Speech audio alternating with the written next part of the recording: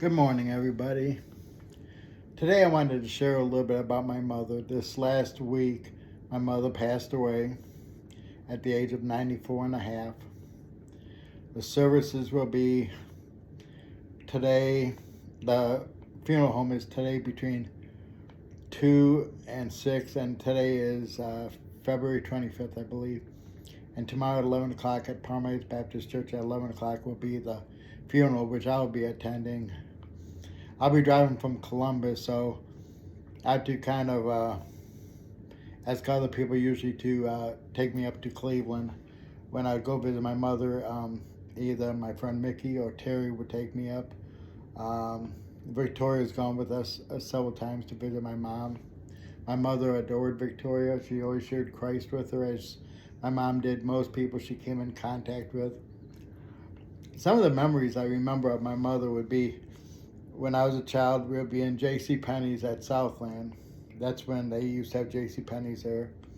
And we'd be looking through the little boys' clothes for me or clothes for my sisters. And my mother would be singing, Christian music, Christian songs, and my dad would be whistling. Whenever my dad went with us, he would be whistling. My mom would do singing. But I have never seen my mother not share Christ with somebody that she was in the store with. She used to carry the 4 spiritual law books with her that Dr. Billy Graham came up with several years ago on the plan of salvation. And my mother would just start talking to somebody and passing it out. She had Bibles too, New Testament she would pass out. She ordered a box or two at a time. Our daily bread she passed out.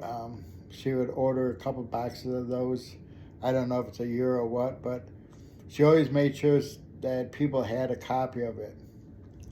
My mother had a Bible study at her house. It had to be 40 or 45 years. I remember that as a child. It used to be every Tuesday morning. And we had to always play quietly. We had to go outside and stuff. But my mother would play the auto harp, and somebody would lead the Bible study. And a lot of those ladies went there for years and years, and some were Catholic, some were Protestant, but they all came in unity when it came to Christ. But I have never seen my mother not share Christ with someone. Even when I called, she would say how blessed she was that God brought all 4 of us children to her, and we all were adopted. When we were small, I think I was like 6 months. I was under a year, put it that way. And I'm not sure how old my brothers and sisters were. I'm the only male still living. I shared a picture on Facebook the other day of me, my dad, my mom, and my brother. And I'm the only one that's still living out of those 2. And I have 2 sisters that are still living. We all are in our 60s or late 50s now. So we're blessed and fortunate that both our parents lived till we were older. My dad died a few years back. My brother first died. I think it's been 4 years maybe. I think it was right before I had my stroke.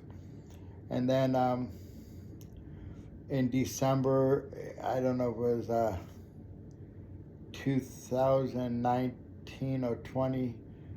I'm trying to think. It might have been 2020 or 2021 that my father passed away. I can't remember exactly. So I have never had to deal with death so much as I have the last 5-6 years. But I guess as we get older, stuff like this happens. And I'm not afraid of dying because I know where I'm going to go when I die. And I've already had that experience when I had my stroke and coded out. But I don't think anybody can replace a mother's love. Whenever I felt down or I had I wasn't feeling good or I was depressed, I'd always call my mother and she would always say something nice. Because you do need that type of support team, and she was really the the one that I talk to the most. I don't really have the connection with too many people like that. But my mother was very understanding and very loving. She's the one that taught me to accept people for who they are and not to judge people. You know, you know, that's why, I tried to invite people over for the holidays. I've used poor judgment before by moving people in thinking I was doing what was right. Um, Maybe my motives were good, but it was still wrong because I was told not to. And then half the time the people did use me for whatever reason it was. But there's nothing that can replace a mother or a father or really any family member except memories that you'll keep for the rest of your life. And especially when they're good memories.